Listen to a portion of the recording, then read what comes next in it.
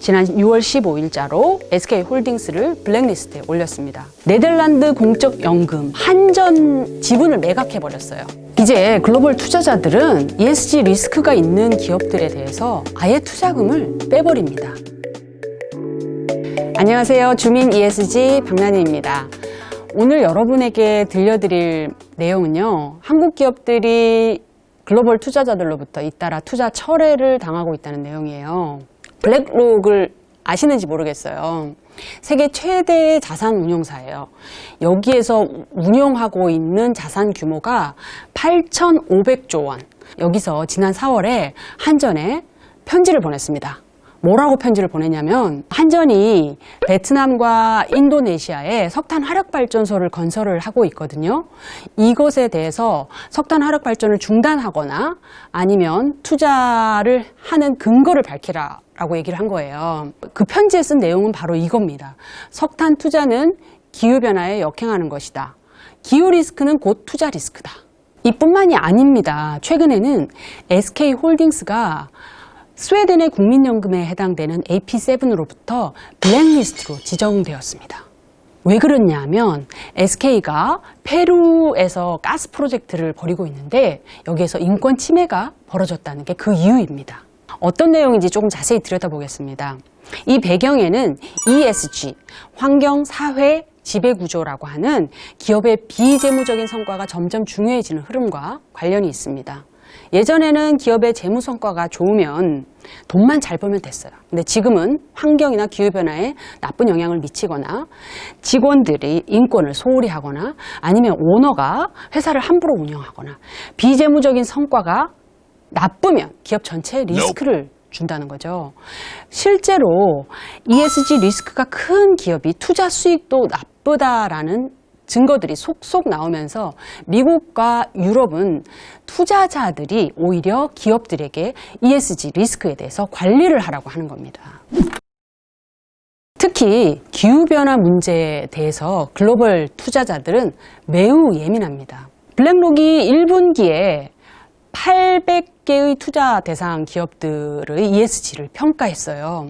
거기에서 어떤 결과가 나왔냐면 한국전력에 대해서 특별히 관심을 가져야 될 기업이라고 공개했습니다.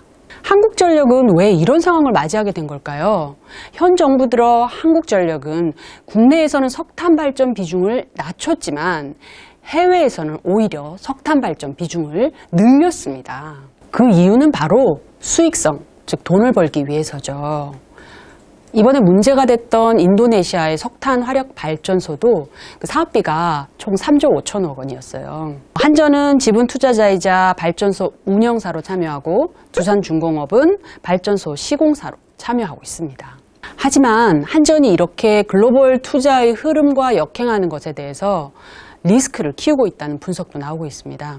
왜냐하면 글로벌 투자자들은 경고만 하는 것이 아니라 아예 투자 자금을 빼버리기도 합니다. 노르웨이 국부펀드가 세계 최대의 정부 연기금이거든요. 여기는 2017년도에 한전을 아예 투자 철회 대상으로 지정했습니다. 왜냐하면 노르웨이 의회 때문이에요.